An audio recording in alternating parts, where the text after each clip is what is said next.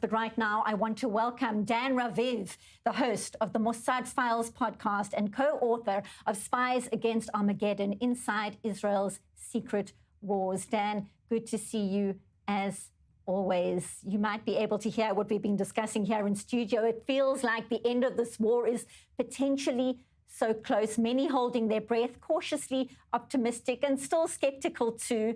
All because President Donald Trump has finalized this plan. He's got Benjamin Netanyahu to accept it, and he's managed to get these major Arab and Muslim nations on board, all putting pressure on Hamas. What do you make of this juncture in the war right now?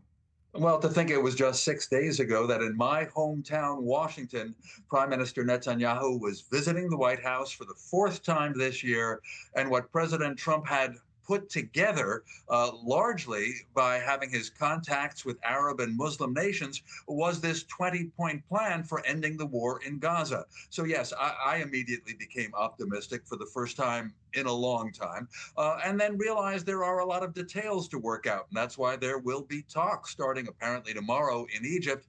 And so that's already a reason for hope. Hamas said in principle it would release all the remaining 48 hostages. But again, the details could be very complex. It could break down. But in the past hour or so, I heard America's Secretary of State Marco Rubio also with some optimism. We've never been closer to the release of all the hostages, he said. And of course, he gave credit to his boss, Donald Trump, for changing the picture as of this past Monday. Benita.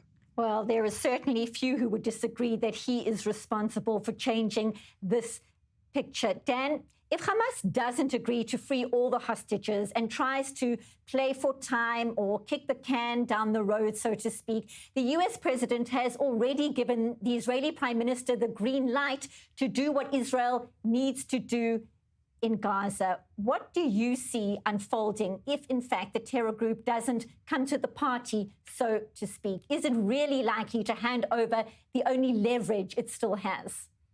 Well, okay, that's wondering what Hamas would do. Would they really give up their hostages under pressure from Arab countries such as Qatar, which was such a source of funding to Hamas?